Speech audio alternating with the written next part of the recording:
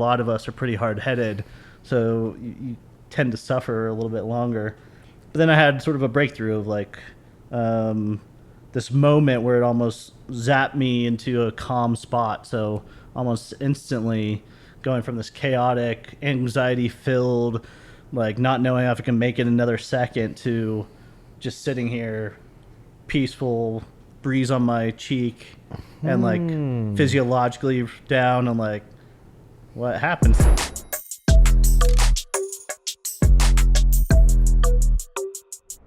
Welcome everyone to another episode of Robert Patton Global. I'm here with Jesse Gould from Heroic Hearts Foundation. You flew in? Yeah, I flew in from New York, Manhattan. Oh wow. Yeah. That's where you live? Yeah, my wife and I live up in the Harlem area, West Harlem. Oh, cool. Yeah. And you're originally from there? No, born in New Mexico, in Santa Fe. Nice. Then grew up between Santa Fe and Beach Town in Florida. So parents separated back and forth, did most of like schooling and growing up in Florida, and then kind of gone back and forth in New York, but I've lived all over the place. So you started in Santa Fe, and your parents, one of them moved to Florida and one moved to New York? Yeah. No. Okay. My dad's side is still in New Mexico. Okay. And then my mom moved to Florida. Yeah. So then I was there. New York was just, I went to college in New York, worked there for a little bit, left, and then the reason came back this time in 2019 because my wife got into grad school. So then it seemed like the good sort of shift for both of us. So I was actually living in Colombia, Medellin at that time. And so my wife's from Colombia. Cool. So then she got into grad school at Columbia University of all places. We moved to New York. She did grad school, now has a great job there. And then for me, it was right around the time the nonprofit was starting to come into its own. So New York was a great place to be just because you kind of have to be where and the movement makers are, right? Like where the people have the money and they make those, you have to be able to meet up with them in person. Yeah, right? I mean, that's the cultural center of the universe or whatever economic center it was. I think it probably still is. I know a lot of people left during COVID. And have you seen a reduction in like the population or traffic or anything since? No, not really. I mean, New York's super resilient because what always happens is like you said, it is a hub, right? So any time that people leave or prices go down or there's available housing, people snap it up right away, right? Because there's always this inflow of different groups and movement around the different boroughs. So, I mean, New York tends to be one of the most resilient places in recessions in that because people want to be there. And there's so many industries, there's so much going on. Like you said, the financial hub, cultural hub, all this kind of stuff. So for sure, right after or like during COVID, it was a little bit like a ghost town. But I think now it's, I don't know the statistics, but I feel like it's like just from the feel, it feels about the same as it was. It's back. New York is back, baby. The difference is if you go to places like Midtown, where it used to be like people had all their offices and all that, that's changed a lot because now everybody's working at home. Or like, for instance, with my wife, she had the business just rents out a work away. And so she can go in, or she doesn't have to go in, she can work at home. And so that's the big industry shift that's happened in New York. So all these huge office buildings where back in the day, it'd be tens of thousands of people. Now it's a little bit of a ghost town. A lot of restaurants have moved. And I think that's across the country. Yeah. The corporate, commercial real estate is the tricky thing. Yeah, I mean, just like most people, once they got a taste of working from home, are like, I don't want to be commuting back and forth, spending. I remember when I was before the Army, I would be driving to work, which was 6 miles away in Southern California, and I remember crying. Like I must have been really stressed out at the time, but I was like, I'm spending 2 hours a day in commuting to work. And if you just add up that 2 hours over months, over years, it's just like a really significant portion of your life in traffic. Yeah.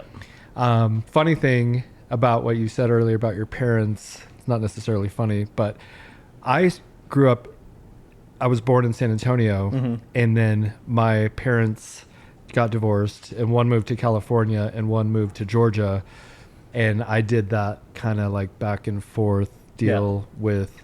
So we kind of have that in common. We're also both veterans, and thank you for your service. It's Veterans Day. Right back at you. Yeah, it's kind of funny when people say that to me. I joined somewhat out of a level of desperation because I had maxed out all my credit cards, used up all my college tuition, was at a kind of a dead-end job in human resources where I had already gone kind of to multiple corporations, but without further education, I was not going to rise up on the corporate ladder. And it was 2006. 2005 actually when I went into the Army recruiting office, but I was in the Army on January of 2006.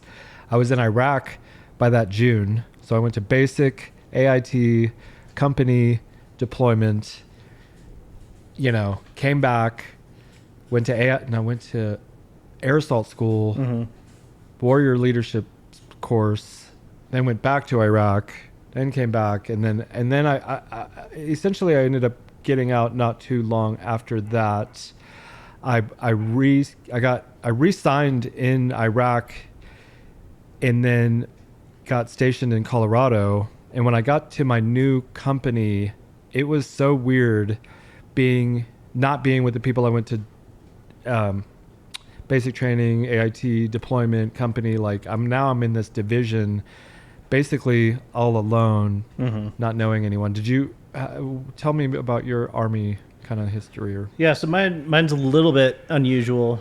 So growing up in Florida, ended up getting into college in New York. So got an economics degree from Cornell in Ithaca, New York. Cornell. And then was interning, and for a very short period of time was working in finance in New York and in Wall Street, all that kind of stuff, investment banking, internships leading into the Wolf of Wall Street.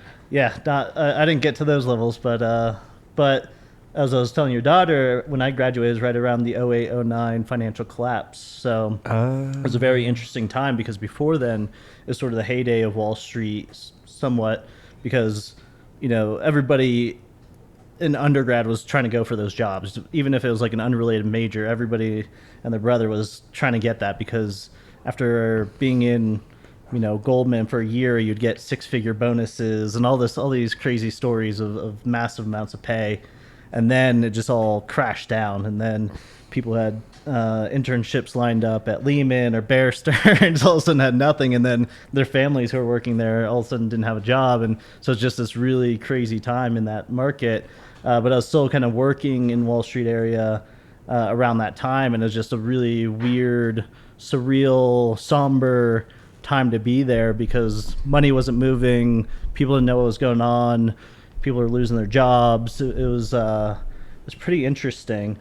But around that time too, I had already had the interest in the military. I didn't necessarily know if I was going to do it, but I had that intrigue of it and I respected it. And there's something to it of like mystifying, right? And then at the same time, getting out of college, I just kind of felt like it was high school 2.0. I didn't feel, I thought I was going to feel more mature or understanding or whatever, like some sort of. You're a man. Yeah. You should have been a man by then. I feel like the Army turned me into a man. I was immature when I joined, and going through basic AIT, kind of competing against my peers. How would you say that? Just analyzing myself amongst my peers in that setting. No brag here, but I beat everyone in the basic training APFT. I got a 324 out of 300, beat the whole battalion, got the whatever general coin, and same thing in AIT. I graduated at the top of my class, and it just kind of puts you through the fire, especially in basic, doing those. I remember the jousting. I won they hand you this pugil stick and you're like okay, I went like straight up the middle and caught the dude in the chin, and then that was my one moment in the sun. I'm just kidding, but it just was eye-opening. Like, okay, I measure up against my peers. Anyways, please. Yeah, actually, I also got the top PT score in the basic. So that was my claim to fame. How funny. But yeah, so getting out, what I understand it now, like back then it was just all this, like, I'm not happy and there's something missing and I really haven't tested myself. At the same time, Wall Street's burning. Yes. And so what I reflect on it now is, and I think this is true with a lot of young men and young women in different ways, of having that coming of age ceremony, ritual, challenge test that we just don't have in society anymore. Yes. And fortunately, there's some part of my brain or soul or whatever that was yearning for it. And I just knew that it wasn't going to be found through more education, or especially not through the self-interested destruction of Wall Street that was going on around me. And so for me, it was just a combination of things of wanting to give back, wanting to test myself, and professionally, there wasn't really that much going on, right? Well, Wall Street was in that mode. So I was like, all right, well, now's the time to put up or shut up. Do you want to do this? You're not getting any younger. Like, if you want to do this, 21, 22. Oh, wow, you were still really young. I joined at 26. Yeah. Okay, that's still pretty young, but not an 18-year-old. Yeah. So I already had some life experience, and then the decision was, like, if I was going to go in, I wanted to be the best trained, surrounded by the best, and so was going to go for some sort of special operations. I really didn't know which one, but did my research and ended up going on the Ranger trajectory. And so walked in the recruiting office, was letting them know, like, hey, this is what I want to do. You know, they try to wheel and deal me of like, oh, try to be EOD or something. I was like, no, I want the Ranger contract, or Hazmat. I'm walking out of here, you know? Yes. Cool. And so eventually they got it to me, and then within a couple weeks, I was... Only a couple of weeks. That's pretty good. Originally it was a few months, but then they magically found that contract hidden somewhere. And then so January 2010, and I enlisted, so that's the other sort of unusual part, because I wanted to start at the very bottom. Yeah, because you had a college degree. You could have gone in as an officer. Yeah, so decided to enlist, which they gave me a lot of flack for, but like I said, I wanted to, if I was going to go in the military, if I was going to do Army, I wanted to do the full-on experience, right? What rank did they give you? Specialist, so E4. Okay, I started as an E3 because I had a little bit of college, but okay. But, you know, specialist doesn't really give you that much, like, pecking order, No. So then with the contract, for people who don't know, like, when you join the military, it's you're essentially contracting that for the next 4 years, for the next 6 years, however, that you are agreeing to this, and that the government has essentially control over you in a lot of different ways. But within those contracts, you can also make sure that, hey, I want to be this specific role, or I want to at least have a shot at certain special operations, right? You have to qualify for the roles, right? But if you get in your contract, then they're bound to it as well. And so with the Ranger contract, that gave me the right to at least go for the selection. But if I failed selection, then SOL, right? Like, I wouldn't have gotten through. So same sort of thing, basic, AIT, they put me, I was 11 X-ray, so they lumped me in with the mortars. So all of a sudden I was a mortarman against my will. Is that where you, like, put the thing in and it, like, shoots out? Yeah, the high angle trajectory rocket. Did that, did airborne right afterwards, and then go straight into selection. So Ranger selection, it was called, Ranger Assessment and Selection Program. It was before it was RIP, now it's RASP. Was that at Fort Campbell? Fort Benning. Oh, okay. And that's 8 weeks of them essentially just trying to get you to quit in every single way, shape, and form. Got through that, and then you feel hard. Yeah. Okay. You feel the top of it, and then the moment you go, I got to 1st Battalion in Savannah, Georgia. The moment you arrive there, then you're right back at the bottom. Yeah. And I was being yelled at by, like, a 19-year-old E4 who, you know, was shorter than me, but you have to eat it, you know. Show respect. Yeah, I was so surprised at the response from my fellow basic trainee, whatever, soldiers that were, like, crying, literally crying, because this drill sergeants were yelling at them and smoking them, whatever. That means making you do a lot of push-ups or whatever, some sort of physical exercise, crawl. Like they made me like just crawl from one side of the gravel parking lot to the other, like I was under wire, or do like push-ups until you can't anymore or whatever. So I lost, so you were in Savannah? Yeah, Savannah, Georgia. I love Savannah, Georgia. Yeah, I mean, of the places to be in Army tends to have the shittiest bases. Yeah. Navy tends to have some pretty good bases. San Diego. Marines, pretty good, Yeah. but most of the Army bases are in the middle of nowhere, and they're big cities that are just around it. But this was sort of, I think it was Fort Stewart, and Rangers are in like an offshoot base, Hunter Army Airfield in Savannah. And so, young, single, not being in Fort Benning or Fayetteville, it was a good place to be, at least for that time of my life. It was wild. Probably brought on bad habits, with alcohol and all this other kind of stuff. But like when you're young and, in that mode, it's a high intensity, high energy lifestyle, especially for Ranger. They're like one of the most deployed units during the GWAT because there's 3 Ranger battalions. And what is GWAT? Global War on Terrorism. Okay. So like Iraq, Afghanistan. Yeah. At any given time, there's 1 Ranger battalion overseas, and so then they would just rotate. So first would go, second would go, third would go. So essentially every year you're deploying. And so how long were the deployments? About 4 or 5 months. Nice. And mine were only 6. Yeah, you train for 6, and then you have like a couple weeks of break there. So you're training hard, you're deploying sometime in between, and then the rest you're just downtown Savannah making bad decisions. Yeah.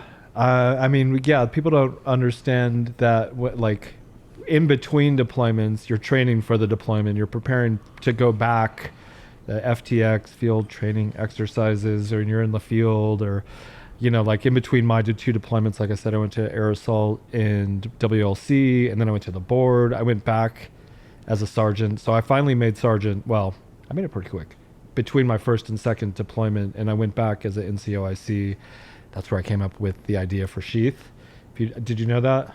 No, not that specifically. I was literally in Iraq when I had the idea. Your daughter was telling me a little bit about the story. Yeah, so I had the first prototype made while I was there, and so in a way, it was a blessing, going there. And I loved the Army, honestly, and in a lot of ways, so challenging that you said it like it kind of like a bar mitzvah or whatever. It's like it's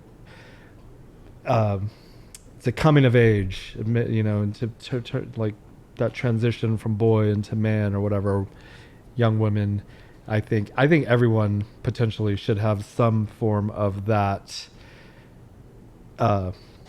challenge in their life. Maybe not everyone, but I think it was really good for us. But also, all gave some gave all. You go and you deploy, and you may or may not be the same when you come back. Yeah. Regardless, I don't know, man. It was so weird. I saw so much death that it's like unnatural. Like in movies like Braveheart or something, I don't know if that's one where they're like walking over mounds of bodies, and I did not do that, but I saw that many. It could have created a wall as high as the ceiling, at least. And so we come back. I don't sleep. I'm a little bit better 10 years later, but I still wake up multiple times a night. I actually just went down to Mexico to do this.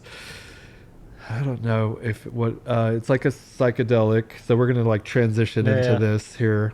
Because that's part of your foundation. The Heroic Hearts Foundation helps veterans experience certain medical, whatever, psychedelics to get over PTSD, which I was diagnosed with PTSD. Were you? Yeah. Okay.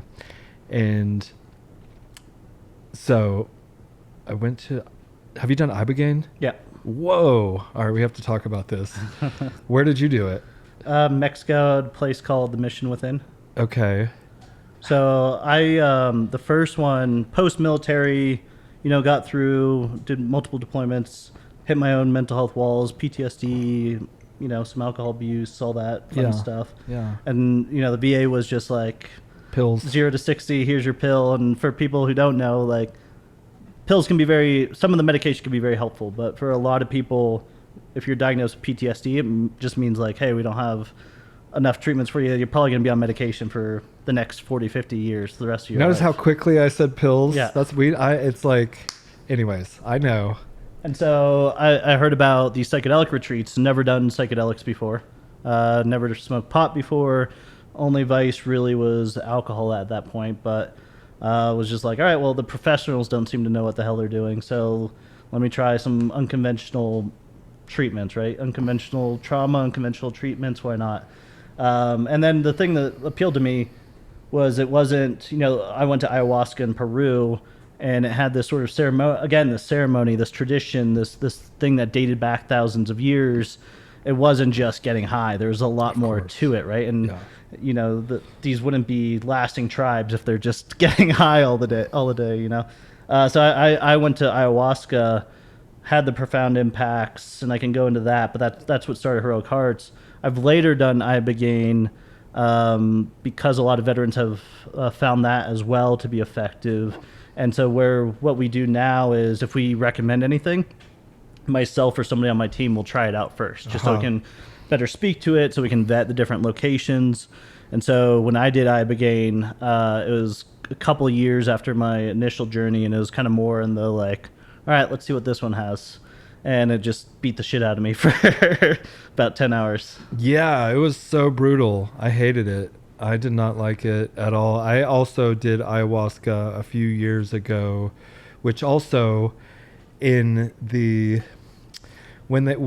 people are selling it, when you hear it on Rogan, that's kind of glamorized, and they don't tell you about the vomiting and the other end coming out. Like, it was and honestly, I want you to expand, but like I did it in Bailey, Colorado. There was some ayahuasquero or whatever they're called. He came in, and it was like ceremonial, but there were like 18 of us in a room like this size with all these beds, and the dude with the ayahuasca, I don't know what,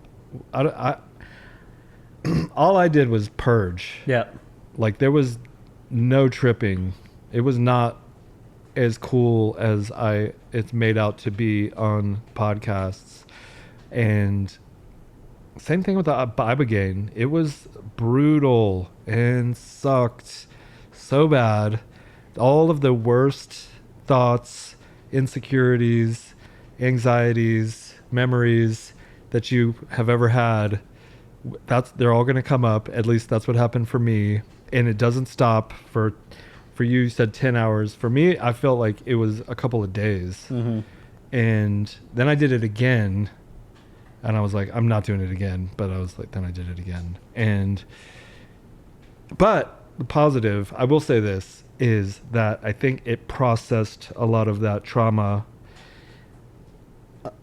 whether you want to or not, type thing. Now, you please tell me what your experiences were with those. Yeah, I mean, and you hit on a good point. And so, like, what I always recommend to a lot of people, too, is it's the whole process. It's not just taking the psychedelic, right? And so the people that have the most success are the ones who have some degree of preparation, go into it with the right mindset, go into it with the right diet. Intention. Go into it at a reputable center. And then know that there's going to be work afterwards. Know that it's not just about the epiphany, that the integration is super important. So it's that whole package that sets people up for success. And even if there's not necessarily a hallucination, or it's not super trippy in that sort of sense, there can still be a lot of processing coming up. And just, it can be emotional, it can be physical. There's a lot of different ways people store their trauma. And to your point, that's part of how you see it coming about is it brings up all these anxieties, fears, and almost forces you to confront them or to repackage them or reframe them, because before they were there, right, and they were affecting your life and your health because you weren't processing them. So these psychedelics bring them up and like, hey, you have to deal with this shit now, otherwise you're going to continue with the, waking up multiple times or having panic attacks or freaking out or what have you. So for me, never having done a psychedelic and jumping into ayahuasca, the first two ceremonies were just like, those ones tend to last about 4 or 5 hours, and it's just all out chaos. It was the same sort of thing of like, I did have visuals, but it was just like overwhelming. It was just shapes, patterns, colors spinning around, squeezing me, and like physical too, yes. Uncomfortability, purging throughout the night, just like the worst, right? And I was just in a ball of all my own anxiety to ramped up to 10, right? And then the second night was even worse, to the point where like, if it gets worse than this, I don't know if I can handle that. Like it was already putting me to that edge, but that was the fear, right? I thought I was getting to the edge because sometimes you have to get to that barrier before then you let go, right? And a lot of us are pretty hard-headed, so you tend to suffer a little bit longer. But then I had sort of a breakthrough of like this moment where it almost zapped me into a calm spot. So almost instantly going from this chaotic, anxiety-filled, like not knowing if I can make it another second, to just sitting here, peaceful, breeze on my cheek, and like physiologically down, and like, what happened? Still in the experience, but just completely tranquil. On the third session? Yeah, completely tranquil, completely calm. But then my brain, with the self-sabotaging nature, had the like, but what if, right? Like, what if I go back? And the moment that thought came up, zapped me right back to the hellscape, all this kind of stuff. So the rest of that third was just me going back and forth like an idiot of like, all right, no, I want to stay in the peace, but what if, it's just that. And that's what our brain does, is it's those pervasive thoughts that we latch onto. And if you ever learn meditation, it's not about not having thoughts while you're meditating. It's about not attaching to the thoughts that come, right? If thoughts do pop up, people who are not trained in meditation will then start thinking about work for the next 5 minutes. People who have meditated for a while, if that pops up, then they'll just go right back to the breathing technique or their chant or mantra or whatever, right? So it's just not latching on to that and letting that go. So this was that same almost training, just in like ramped up form. And then the fourth ceremony was still a little bit of that, but I was actually able to just sort of chill and go with the flow, and had some, insights about it. And so like afterwards was absolutely exhausted because I did 4 ceremonies. But, felt different for sure. Absolutely. And not only on a psychological level, like it felt lighter, but because I was a mortarman, I had a lot of the concussive blast near my head. So likely some micro TBI, just the damage from all that, from door breaches, from rockets, from all the fun stuff. And it felt like my brain was operating on a better level now. It felt like, in contrast to what it felt before, like a cylinder was misfiring. I just didn't know it because it's your brain and that's all you know. And then afterwards, like, oh, this is what a well-performing engine should feel like. And not to say there weren't bumps in the road after that, but I never returned to the severe depression, anxiety, nihilism kind of thing that I had before. I'll still get sad, I'll still have anxious days, but it doesn't latch onto me and completely derail as it once had the power to, because it almost just made, those bumps a little bit easier to drive over. Interesting. I only did 2 sessions. I was like, this is so stupid for the ayahuasca. I wish maybe someone had been there that had done it before, that could, like, what the way you're explaining it to me, to say maybe to do the extra 2 sessions or whatever, and then it's like, let the medicine do its work, and that ayahuasquero, what are they called? Yeah, the different names. Okay. Commonly, people call them shaman. Yeah. But ayahuasquero, curandero, Yeah. Okay. So he was trying to tell me, but he didn't speak English, to like stay. Maybe I should have stayed. I really didn't. Interesting. So expectations should be laid out a little bit more clearly. I went to the this medical facility in Mexico to do the Ibogaine. Beyond or different? It was called, Jesus, Renew? No. Oh, Oh my God, I can't. I was just there. I'll think of it in a minute. But they had me like hooked up on these heart monitors. Did you have that? Yeah. Okay. EKG and Yeah, then EKG. like what do you call it? IV port. Yeah, I had an IV port thing. Oh my God. I had 2 sessions. The first one, the lady missed my vein. So when I woke up from like 4 hours of kind of going through whatever I was going through, I wake up and I see that my arm had ballooned up, and I was pretty mortified when that happened. And I was like, I'm not doing this again. You guys don't even know what you're doing. It just turns out that girl was, I guess, kind of new at giving IVs or whatever. And on the second one, much more professional and perfect IV. And I knew not to get up and walk around directly after like the 4 hours. Because after the first one, I got up and I was like, because I'm like looking at my arm, I'm like, get me out of here. I went up to my room, and then everything's kind of starts spinning. I throw up, and then the next 2 days were kind of miserable. At least the next day, time was a little bit of a blur. But then I started kind of feeling better. And here's what I would, I guess, tell people that I think is different now. It's been about a month, and these thoughts that would normally, I guess, cascade into longer progressive thoughts, and also have a feeling associated with it in my chest, I guess, that would be like pain or anxiety or whatever that is you feel. Like now I have a thought, but it don't have the feeling associated with it. So that is a positive, you know.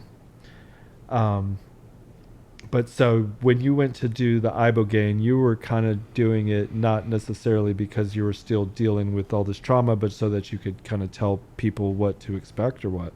Yeah, essentially that. So when I started Heroic Hearts Project, it was like 2017. You know, we were essentially the first sort of veteran organization to be, you know, really pushing not pushing, but like educating, and then also having a programmatic access to it, right? And focus for veterans by that, because that's not similar. I didn't have that, right? And so, one, I saw the potential in helping others. Two, if I was going to talk about it, there's the obligation to set them up for success, right? And so that's what I'm saying. Of, you know, a lot of people will go to these local spots, and sometimes they're good, but if you have very specific trauma, you might need more of a container, more of an on-ramp. You know, that's what I found with a lot of the underground spots is, unless the person really knows the group they're working with, sometimes it's just not enough. Or you, like you said, should I stay for the third or should I not? And it's hard because you wouldn't know, right? And so that's where we come in, right? Giving you all those tools for success, and actually like a program that even if you don't go with us, you at least have a grounding of what it could look like, right? Yeah. And so a little like after us, there was another gentleman named Martin Palenko, Dr. Martin Palenko. He was working in Mexico. He had an addiction clinic that was working with Ibogaine and addiction, because it's very effective for opioid addiction. He had a few veterans come through his program, and not only did it help with their addiction, but they reported it helped with the PTSD. So he was starting to serve more and more veterans in that. And then around 2018, Martin started the Mission Within, which was focused on serving veterans specifically. And then another group called Vets started working with him that really focused on Navy SEALs going to that. So then it became pretty popular in the Navy SEALs and some of the special ops community. So there's these few like somewhat parallel tracks of, you know, veterans going to these different psychedelics. So Martin and I always like commute in, so sometimes we'll send veterans to his clinic or other viable clinics in Mexico. And so for me to feel good about sending them, I wanted to experience it. And so we can better talk to it. We can better see who's a good fit for what to the degree that we can. And so that's why in 2019, I went to Mexico to go try it out. Same with any of the other protocols, psilocybin or 5-MeO. And so he does the combination Iboga 5-MeO 2 different days. So 1 and 1, not okay. Like yeah, okay, because I did Iboga twice. Yeah, just one. You do that overnight, and then the next day, or like once you come back on the ground, they do like a 5-MeO. Because the Ibogaine often by itself tends to like bring up a lot of stuff, but leave people kind of feeling a little bit depressed or empty, or it like was so weird. Kind of unload your baggage, right? But not. Sometimes it takes a while for you to put it back in. Yeah. The 5-MeO it's kind of they call it like the God molecule, because it's a smokable DMT. Comes from a Sonoran desert toad, poisonous excretions, and they make that, and somehow people discovered that you can smoke it, and it has a DMT component to it, and so it's different from just straight DMT, but it tends to really have bring people oftentimes to like serenity or oneness or their version of God. Was it like a white light? Depends on the person. Okay. Yeah. For you. So I've never done it. Yeah. So you smoke it, and it's like a rocket ship, and it like the whole trip lasts 15, 20 minutes. So you're just there, and it's like all DMT all at once. For me, the first part was like an exorcism of just like fighting it, and then the next part, maybe a little bit of white light, but just kind of more of like peace and serenity. I might be getting it confused. What's the one where they like stick you like with like, it's like they burn it into your skin? Oh, that's the Cambo. Okay. So Cambo comes from a frog, an Amazonian frog. You just said, what did you say, a toad? Yeah, so they're just different? We turn that off. The Sonoran desert toad's like this big toad that's in the desert in those regions. The Cambo comes from an Amazonian like tree frog, and it's also from their excretions, their like skin stuff. So in Amazon and the Cambo stuff, they'll take that off. They'll burn a little part of your arm. They'll put that on. It tends to be less hallucinogenic, but it's in those cultures used as sort of a purgative or a cleanser, because it supposedly adds a lot of peptides. It's supposed to boost your immunity, boost your senses. For some people, it can be like a very big emotional purge. So a lot of stuff comes up. Sometimes for some people, white or energy or I think noise. that's what I was thinking, because I did regular DMT, and I'm going to get back to your story, because so when I did it, and then we're going to compare stories, because, okay, you got to take like 3 big puffs, but I thought it was just regular DMT. I don't know what the difference between 5-MeO and regular whatever, but I take it, and then I like blast out. I could see myself outside of my body I was sitting like this. So I was in this lotus position, but it was like a light body, and then travel through some sort of wormhole, and I end up in a house. It was like a glass house, as if I'm peeking out the wall, and I'm looking into this house, and there's these jesters sitting at a table drinking tea, and you could see through the glass, and it was like the sun was out, there was green grass, whatever, and this jester with these like diamond eyes and the hat and everything, he like he notices me, turns to me, sees me, and like goes like this, and he didn't say anything, but in my mind, I heard him say, "We got this under control. This other dimension does exist, but you don't need to be here. Go back to your dimension and do your work there, and basically don't come back here."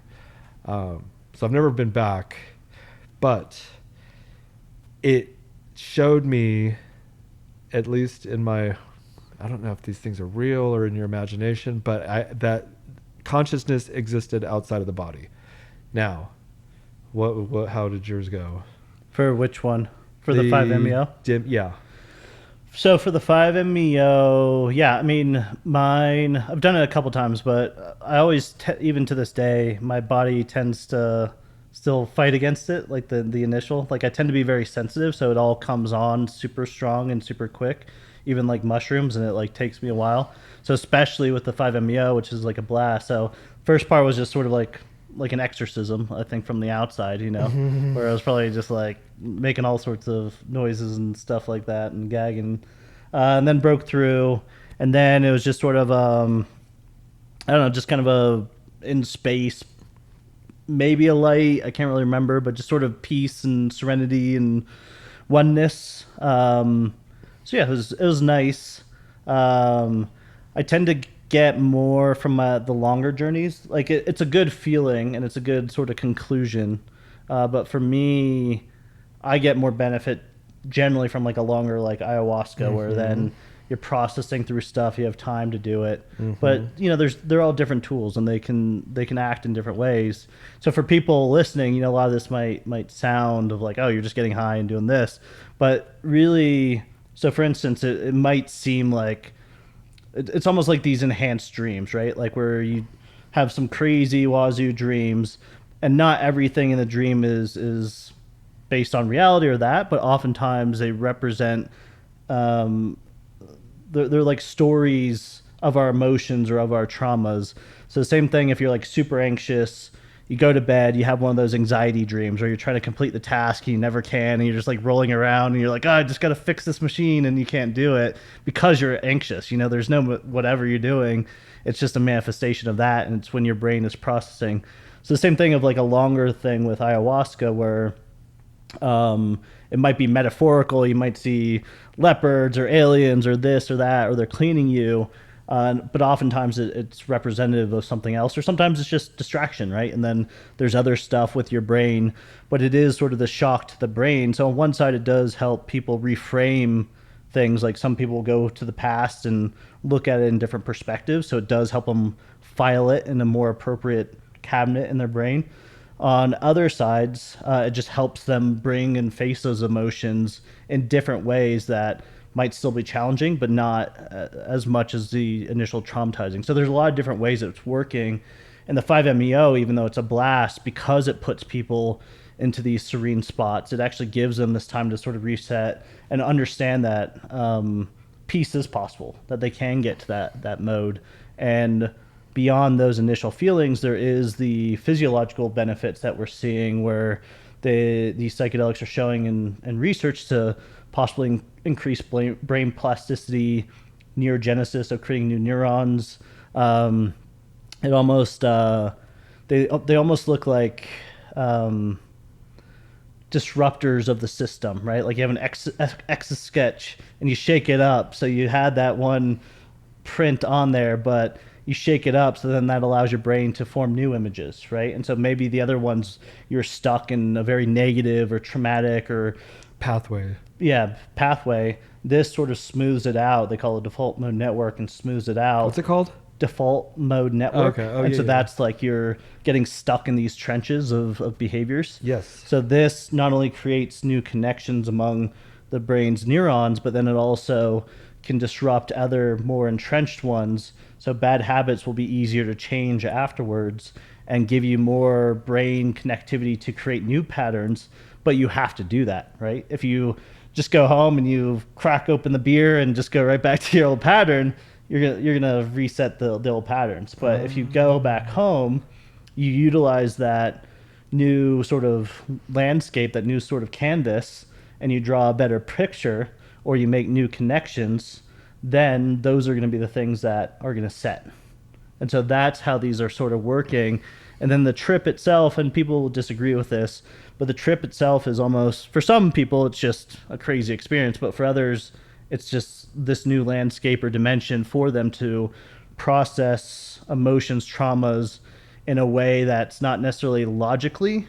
You can't dissect in like a logic fashion. Like a dream. Yeah, like a dream, but it is still having some sort of effect to that dynamic. Yeah, processing it in a way that you might not understand, but it's done something. Yeah, because I didn't like what I experienced, but I am feeling like I something shifted. Energy, anxiety is down. Um, Probably shouldn't have had a drink or two. I felt so weird though. I wish that maybe they would have added that 5-MeO or some other aspect to the uh, treatment when I was there, because it was, I just felt like I want to feel back to like normal. This is too weird. I don't feel good. There was like this lingering discomfort, but I do feel better now, and I think that I don't like regret doing it's the Ibogaine, the DMT, whatever, the ayahuasca. Maybe I'll look into that again and like actually do a full treatment instead of skipping out after 2 sessions.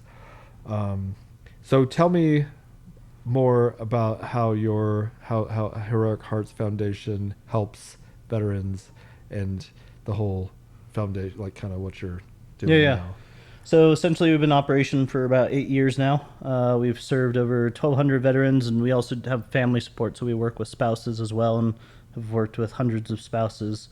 So basically, I mean, the nuts and bolts is one, education. Talking about it and getting rid of the stigmas around psychedelics, but then also people are interested in providing them good education, resources, infrastructure on how to approach this, what to avoid, what to look for if you're going to centers. We just released a book, The Veteran's Guide to Psychedelics. You can get on Amazon. So things like that. It's like a workbook that helps guide you through, give you the tools. So those are the things we're trying to create. For our retreats, veterans come to us. They fill out an application. We do a multi-part intake just to make sure it's safe. With psychedelics, it's not meant for everybody. There's some physical, mental health contraindications. You can't be on certain medications, all this kind of stuff. Yeah. So we do that assessment, just making sure it's safe, it's advisable. If they get the green light there, then we have different retreats. So we do some ayahuasca retreats in Peru. We do some retreats in Mexico, whether it's ayahuasca, psilocybin, or ibogaine. We've now just been able to operate in Oregon because of state laws, and next year we'll be operating in Colorado. They passed a law where we can legally work within the medical infrastructure to work with psilocybin mushrooms. Nice. In Colorado, so we'll start next year. So we have all these different retreats that are going on, and once the person finds like, hey, I want to go to May to this retreat, so then about 4 to 6 weeks out, we start our preparatory phase. So the preparation phase, during those weeks, everybody gets an individual coach. So we have this whole group of veterans and spouses that have gone through our program or similar programs, and then obviously have gotten healing, and then they get certified as a coach. So they become that peer support dynamic of, hey, I've been through this. I'm here to guide you. What questions you have. I'm your one-on-one person. We do group coaching as well, group talk sessions. So everybody that goes gets to meet each other. Our group sizes tend to be about 10 to 12, right? That's a good group size, and they, help each other out. Yeah. So we do multiple of those. Leading up to it, we have dietary restrictions or guidelines. We have we have a mindfulness course. We talk about intentions. We talk about breath work, all this kind of stuff. So by the time they get there, they're going to be apprehensive a little bit, but they're going to be ready. Like, they have all the facts. But more importantly, it's almost like a deployment, right? Like that lead up, you're putting yourself in a brain set of, hey, my life's about to transition. I need to think in this way for the next whatever. And so it's putting them in that sort of game time mode of, hey, I'm focusing on my mental health and I need to have this important, because that's important. If you don't do that, then you kind of go into it a little bit less with less guide rails. Retreats, we generally do, like I said, 10 to 12 people. They're about a week long, multiple ceremonies. We have people on the ground that guide group circles after each session. There's sometimes breath work and yoga done there, wellness, all good stuff, as well as the psychedelic treatments with the top of the top of any of the psychedelics, the top places in the industry. And then afterwards, when they get back, then they get more individual coaching sessions with their coach, more group sessions, and then through our integration course, which is multi-months of, hey, this will help you establish new habits. This will help you, make amends with certain things that you might have done wrong. This will help you navigate the maybe the strange feelings you might feel afterwards. There's often this glow afterwards, or sometimes people are very emotional afterwards because all this stuff is in the surface. So that's where we come in to help them make the most out of their trip and interpret it and give them the right connections if they need to. And then we provide follow-up support as long as they need it. We have monthly, group calls with the veterans. We have monthly or multiples with the spouses. So every veteran, their spouse gets coaching as well. All the spouses have access to their own retreats, even if the veteran doesn't go. So we have the full family support there. And then beyond that, we do a lot of research. So every veteran, we encourage to fill out our survey. So we do like the PTSD, depression, all the scales that the VA uses. So we're trying to do comparable statistic tracking with that, just to prove that these are actually effective, and all of our results have been phenomenally positive. And then the policy stuff. So a lot of these states initiatives, we've been putting veteran voices front and center, going to DC, talking with the politicians, and getting these veterans that have been helped by these front and center in the politician's office to help change minds. And that has really made this a bipartisan issue. So we have had like signatories from both Democrats, Republicans, people who you'd never expect, because it's a veteran issue has led that. And so both sides, it's like one of the last bipartisan issues there is. And so we've had a lot of success there. And so just trying to use the different sort of pieces of this to have effective common sense policy so that more people can have access to it in a safe way. Well, who gets to profit off of that? Exactly. I don't know. It seems like an uphill battle, but it sounds like you're making a lot of progress, and it's not all about money, everybody. People will still be able to find their way. I mean, Yeah. but that's also the reason why, because people always ask, like, if they're so effective, why hasn't it been improved? Because because it's hard to have a money incentive behind it, right? Because these are not patentable for the most part. And the FDA system, you need hundreds of millions of dollars to get it through. Nobody's going to invest that in something that's not going to make them that back, right? So it's just, the cards are stacked against it. Mm-hmm. But there's still going to be ways of making money and all this kind of stuff. It's just not going to be like a blockbuster Pfizer drug, which is perfectly fine. I agree. It's quit being greedy. Because I mean, the experiences, people could still like profit off or whatever, at least make a living so that and to help people, but you're not in a yacht per se. There's value in philanthropy, or I mean, so what you're doing is kind of like out of the goodness of your heart type thing. Yeah, we're a nonprofit, and nonprofits in this country come about when certain issues are not being addressed, and oftentimes it's because there's no real way to capitalize on those issues, right? And so it takes nonprofits, it takes philanthropy to put the money to fund the research to push these things forward. So every veteran that we send is because somebody donated to us to help send them there. We're trying to utilize that to get government funding, but that's going to take some time. So we've been successful because we've been able to have people see that if they want to support veterans, effective, safe psychedelic treatments are probably one of the best ways that they can do that. There's many great veteran programs out there, I'm not saying that, but if you really want to save lives, psychedelics is ahead of the game by far. Yeah, because then you're not just like giving them like, let's just say you were to give them the veterans $6,000, but that doesn't cure them. Whereas if you put $6,000 towards their mental health, and then they're healthy and capable and consistently like making progress in their own lives, it's like the leading a horse to water, but you can't make them drink or something. Like, you're helping them help themselves. Yeah. For a long-term solution. Yeah, absolutely. I mean, it's a lot of the veterans that have severe trauma, they can't hold down jobs, right? Or they have a lot of medical Yeah. bills, or they have other stuff, because it tends to all build up of you're depressed, so you tend to eat worse, you can't go to the Drink. gym, that makes you more depressed, you tend to drink too much, ruins your family relationships, makes it just makes everything just compounds and makes it worse. Gut microbiome's messed up, your inflammation's all high, other diseases start coming in.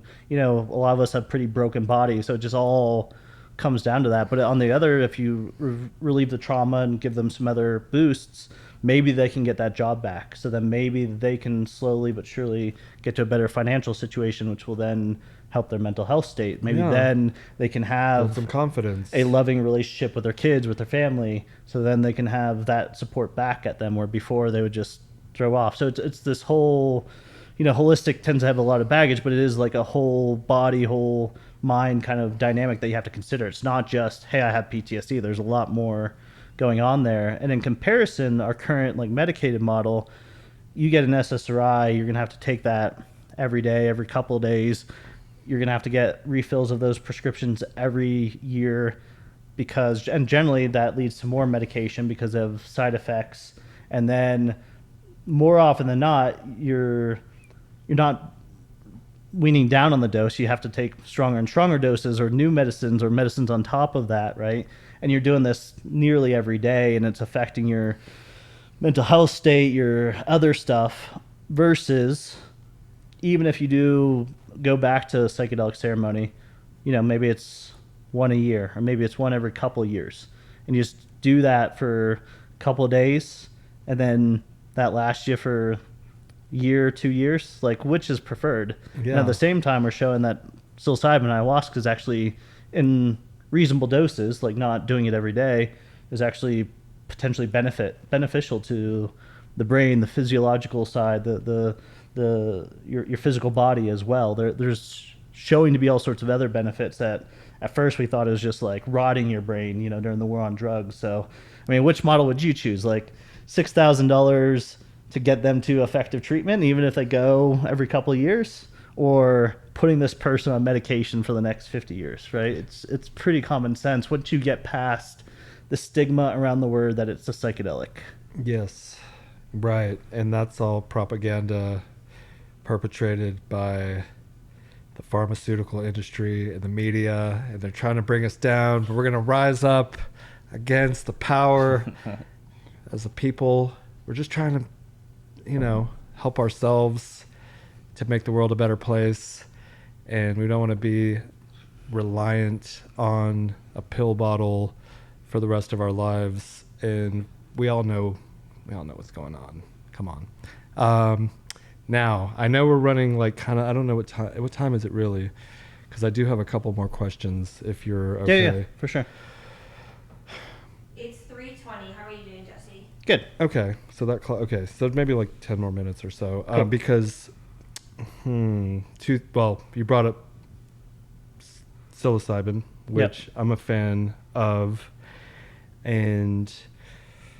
but I've only done it in like at my house or whatever, and I do it by myself. I don't particularly like, I mean, I'm not going to go to a party, maybe on a microdose or something, but still, I find I'll like meditate and just go within, and so I'm not trying to like see cool shit, and I do enjoy. I mean, it's way more enjoyable than Iboga and ayahuasca and DMT, and for a lot of reasons, I guess. And then like there's a good afterglow. So my question to you is, how do you promote that? You know, like, do you advise individual use or therapeutic, kind of like observed? Yeah, I mean, we're pretty at the beginning stages of this like model in the U.S. I mean, obviously people have been doing this for a long time, underground or, you know, indigenously for quite a while. But for the American medical consciousness, it's pretty new, right? And so, when, you know, advise on when to use this, all this kind of stuff. Where we come in is we're just trying to give sort of like a minimum viable product of, hey, if you're a veteran, and you're like having some pretty severe trauma or struggles from your experience, you should probably do a bigger dose in a coordinated program like ours or other ones that are decent out there as your first foray into it versus taking it a big dose at somebody's basement or whatever. Like you should be in a supportive program that knows what they're doing. Yes. If it's your first go-to, because it's also, some underground spots are not really geared towards trauma work. Some are geared more towards community, which is fine. But our goal here is just teaching people what right looks like if you're first going into this. I like it. For some people, if they're a little bit nervous about that, maybe a small microdosing protocol, that's, no problem there. Some people will find that benefit and it helps them like dip their toes a little bit. I wouldn't suggest people with severe trauma just start experimenting on their own, because then some things can be unleashed, or like in terms of trauma, and they might not just have the proper support around them that they need. And right? it's not for everybody. Right. But then afterwards, once you kind of get a sense of it and how your body reacts, and maybe you read up on it, then it's up to you. But just making sure that you're not forming the next medicated dependency, right? Yeah. Like if it's something that you rely on to anytime things get tough, or if it's something that you have to do, then that's a dependence, right? And that's what we're trying to get away from. Of if you have a relationship with these, and even if you're using it more frequently, but in like smaller doses or what have you, that's for you to explore of what works best for you.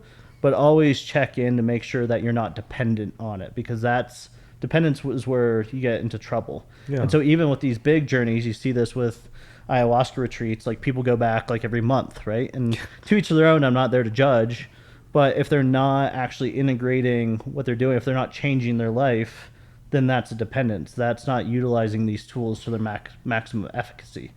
And that's the other thing of just be honest with how you're going to use it, right? If you like going to a concert and, want to take some mushrooms for the enjoyability, or you want to do MDMA in this sort of context, I say in your brain, just know when you're doing it for recreation and know when you're doing it for ceremony, and try not to mix those two, right? Like if you are doing ceremony, hold that with reverence. Don't, be drinking a 6-pack before the ceremony because, I've done this at a concert and it's perfectly fine.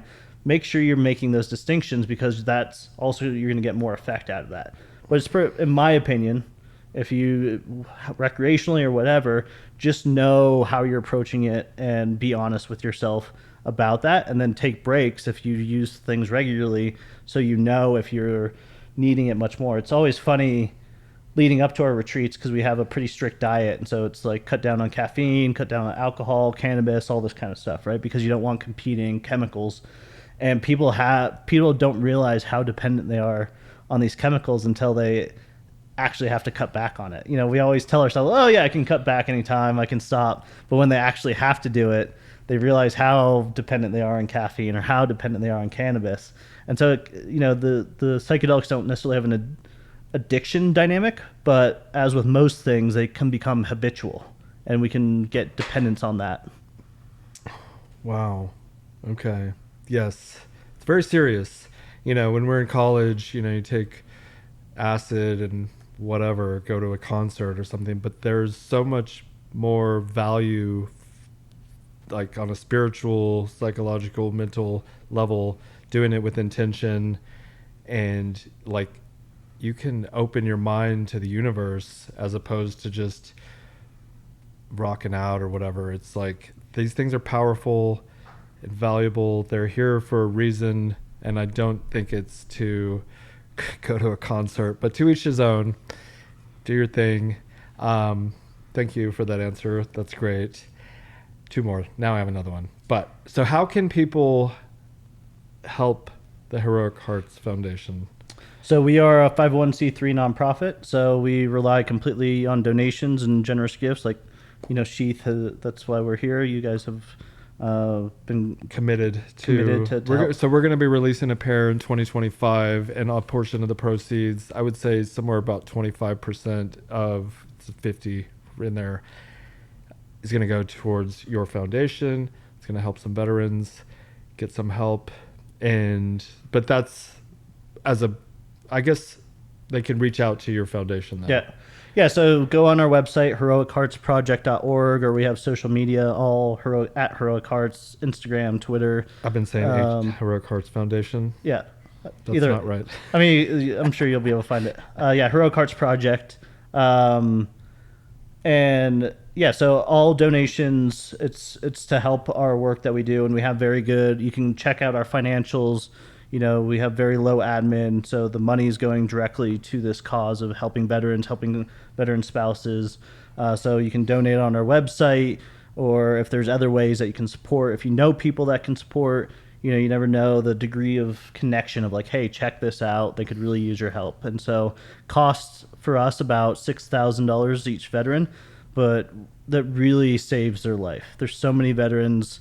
It's estimated that today 150,000 veterans have taken their own life over the last 20 plus years, which is like nearly 20 times more than those that died in combat, because we just don't have effective mental health. So $6,000, it can absolutely save lives. We see it all the time where people are suicidal and now they can have a second chance at their life. So donations or any form of support, that's always what helps us keep the gas in the tank.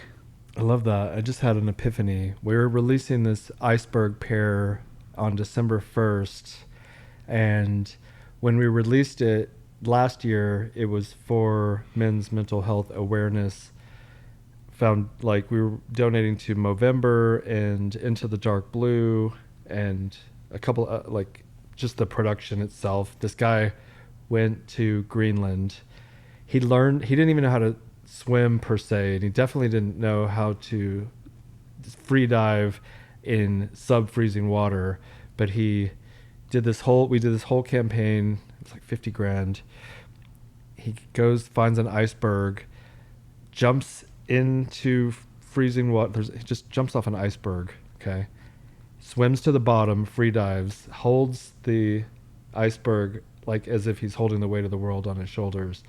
And anyways, it was this whole thing, and we're re-releasing it, and I think we could also we're re-releasing it now, so we're gonna put a portion of the proceeds towards men's mental health. I feel like this is fitting, and so we'll put a portion of the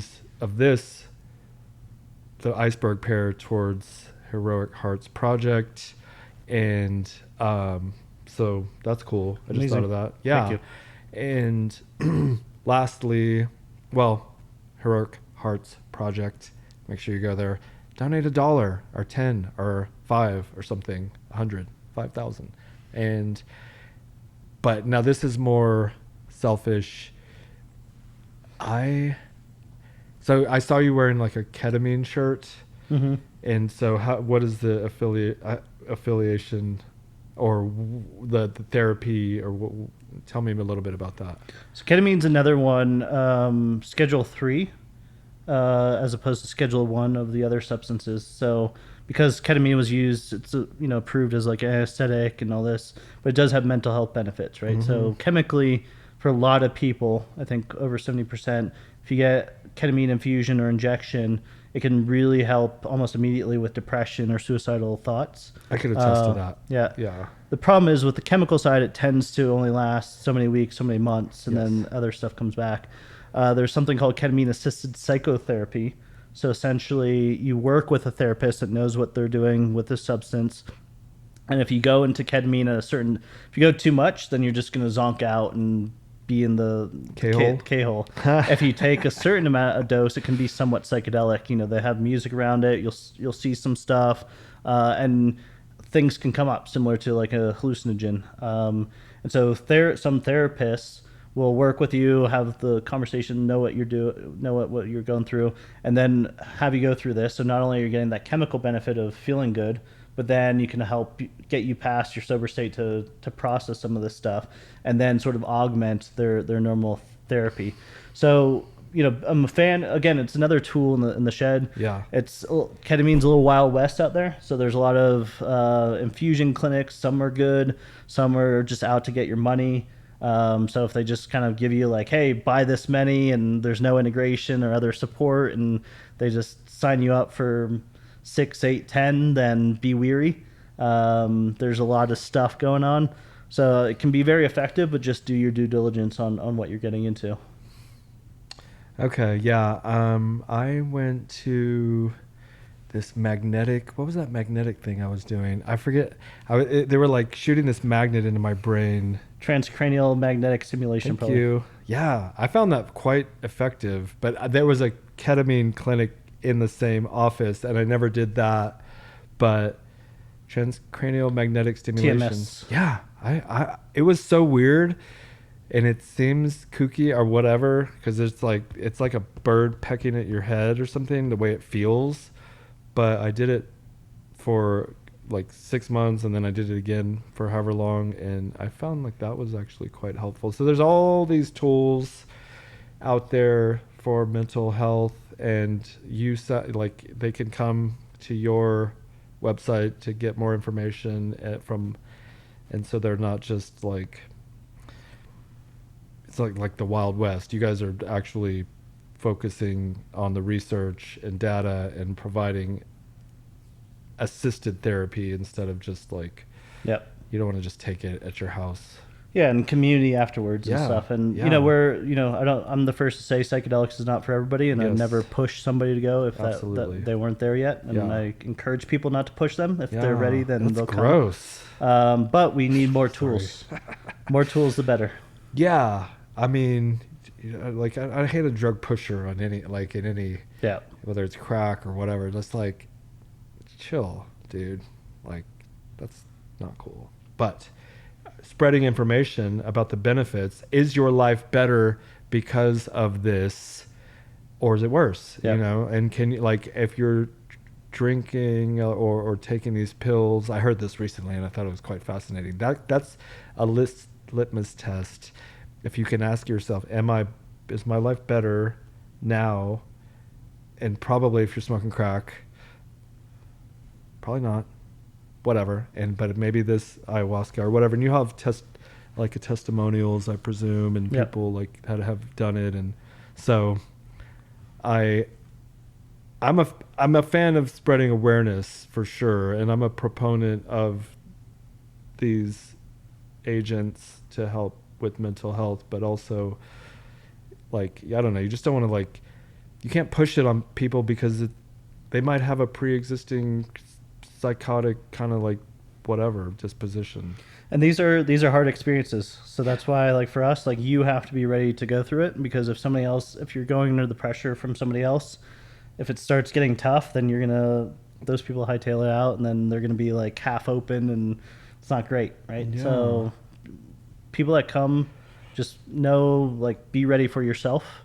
And it's hard, but many have gone through it. But you have to be, like, it has to be your choice. Right. Yeah. And it's not always easy. It's not like this, like Alice in Wonderland or whatever. I mean, like, the Iboga was insane. Ayahuasca was like, it's not this cool like kaleidoscope of whatever. There's a little bit more to it. And so anyways, I really appreciate you coming on. I appreciate you guys watching. I hope you got a little bit of information about what we were just talking about, because that was kind of a lot, but very cool. That went by really fast. I think we went way over time, but I appreciate you, like, coming in. What are you doing in town? So there's a organization called Portal, and they connect, like, generally music artists or artists in general with causes that they want to support. So they're here in Colorado, so they often do stuff at Red Rocks, but now they're doing these Portal days, so it's like the same number, 5/5 or 6/6 or 11/11. Yeah. So today is Veterans Day, but it's Yeah. also 11/11, and so they're hosting a little thing. So I'll be on a panel. There'll be some music there, so just sort of raising awareness, money, all that fun stuff. Awesome. Yeah. All right. Heroic Hearts Project.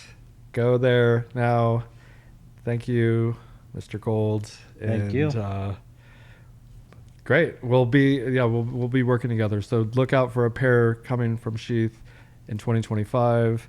The Iceberg pair is coming out on December 1st. A portion of the proceeds is going to go towards this project. So you can just buy a pair of underwear and be supporting this initiative. So, okay.